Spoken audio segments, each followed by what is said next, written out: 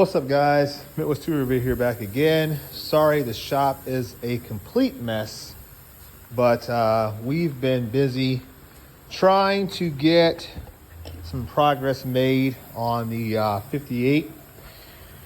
I've been breaking old bolts free. I am happy to report that these cheap Amazon brand wrenches here, these are extractor wrenches, they actually work really good. I'm not saying that I expected that they wouldn't.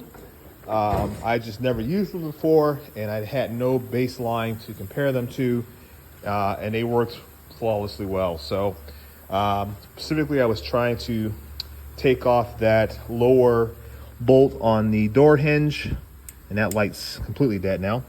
Down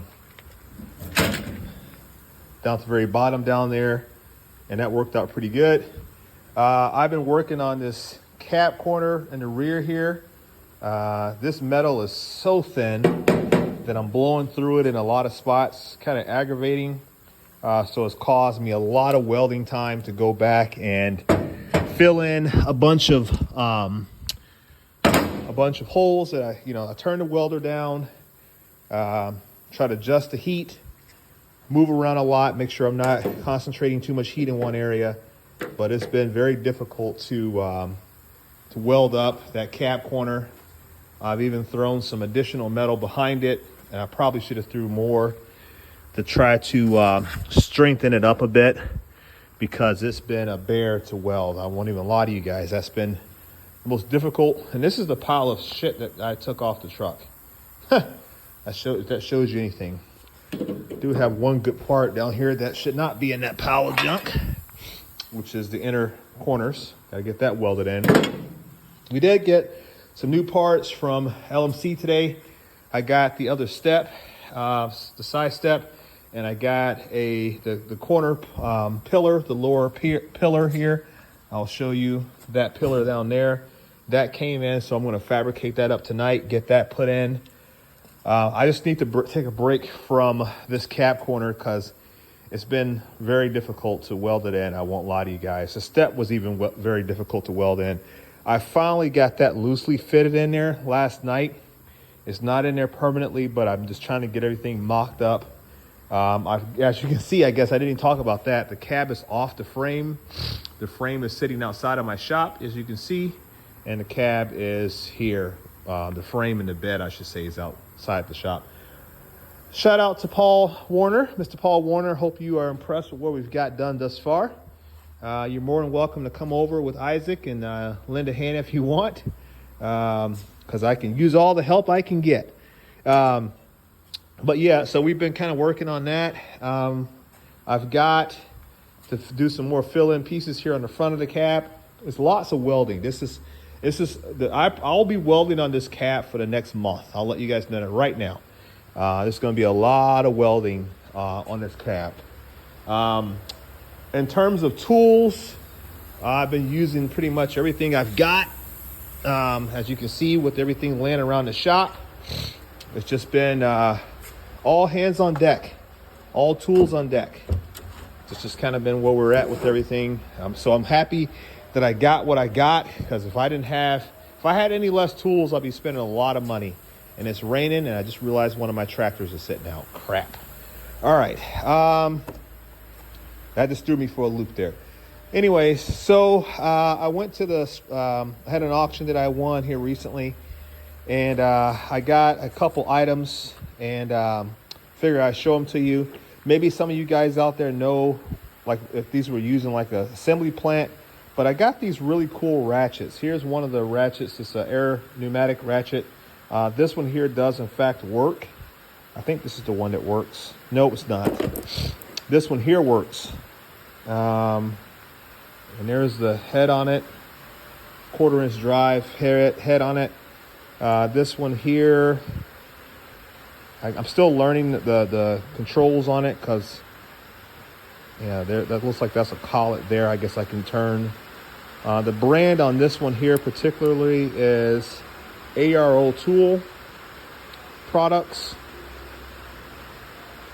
I don't know very much about it. I'm gonna have to look it up. So that's ARO tool. But I got this one here. It came with this guy here. Another 1/4" drive. Sorry if it gets noisy, guys. The rain's coming down pretty hard. This one here is a Japanese brand one. And there's the name URYU. And there's a serial number on that guy. It came with a straight 1/4" drive with a socket on there. That's actually a e-torque socket, and it's a, I believe it's an Apex, old USA Apex. But that came on there already. Can't get it off. But this one here is not working. I don't know the brand of this guy here. It's got a bunch of crap all over it. I'm not sure what that is. So I don't really know the brand on this one here. Maybe we can clean it up. Oh, there it is again. Here, hang on. Gardner Denver. I've heard of Gardner Denver. I know who they are. They actually used to be a customer of mine. So we got that one, this one here. And then lastly, we got this straight, I guess, one, if you want to call it that. I like this one a lot. Oh, you saw that catch? You guys have to see that catch. Please tell me you saw that catch. This is by the company Clico. So it would make me think that these are maybe body tools, maybe aircraft tools. I'm not 100% certain. You guys let me know. But I paid 20 bucks for them. And like I said, this one here works. I already used it. I don't know about the other three. I'm gonna have to see about trying to rebuild it. I'll have to tear it apart. It looks like it's pretty modular. Everything kind of separates fairly easily. But I thought, like 1/4" drive, I don't have a long 1/4" drive. And you know, for 20 bucks for all four, I figured this would be a great tool to have. This one here is pretty fast. I was playing with it today. This one's pretty fast and it's sleek, and you can get in there and get some tight spaces in order to you know, get some things tightened up or removed. So for 20 bucks, I figured that's not a bad auction buy.